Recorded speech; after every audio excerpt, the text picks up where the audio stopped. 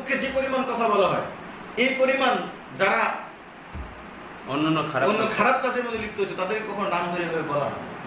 আমার একটা সন্তান হয়ে মারা গিয়েছে, তার মানে কি আপনি এটা বলবেন যে একটা সন্তান মারা গিয়েছে, ঘুষ হচ্ছে না, আবার সন্তান নিচ্ছে তুমি?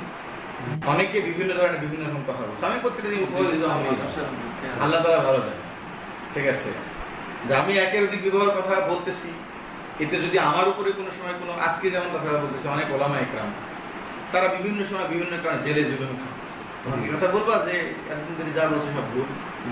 আমার কথা হলো, আমি যেগুলো বলি এগুলো যদি আপনার কাছে মনে হয় শরীয়তের বিপরীত, তারা আসেন, সবাই দাওয়াত আসেন, আপনি আমার সাথে বসে। আমার কোনো বিষয় না যে আমাকে, আমি কয়েকদিন আগে কিছু ভাই আমাকে আপনাদের বাহাস করবো, সেখানে বাহাস করার কিছু নাই, বাহাস করার কিছু নাই। আমি জিতবো, আপনি জিতবেন, জিতা জিতির তো বিষয় না। আমি চাচ্ছি আল্লাহর একটা বিধানটাকে বাস্তবায়ন করতে। আপনি যদি মনে হয় যে আমি ভুল, আপনি আমার সাথে বসেন, কোরআন হাদিস আমাকে বুঝাই দেন, আলহামদুলিল্লাহ আমি সাথে সাথে ইনশাআল্লাহ আপনার সঙ্গে তওবা করব। আর যদি আপনার মনে হয় যে আমার কথাগুলো ঠিক, তাহলে এগুলো আমরিন তামরিন কথা বলে তো লাভ নেই। আমার একটা সন্তান হয়ে মারা গিয়েছে, তার মানে কি আপনি এটা বলবেন যে একটা সন্তান মারা গিয়েছে, ঘুষ হচ্ছে না, আবার সন্তান নিচ্ছে তুমি? আমার কথা হলো যে কেউ যদি একাধিক বিবাহ করার কারণে কিছু যদি কষ্টেও পড়ে, সে কোনো কারণে, অপরাধ তার না, তাকে যারা কষ্টে ফেলেছে তার অপরাধ। তার অপরাধ তখনই হবে যখন সে দুটার উপর আদালত করবে।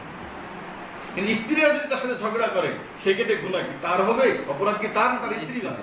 কিন্তু আমরা কি করতেছি, স্ত্রীরা উল্টা পাল্টা করে সেই দোষ দিচ্ছি তার, বুঝে আসছে, আর নিজে আদালত না করলে সেই দোষ তার। মানে এই বিধানটা আমি পছন্দ করি না।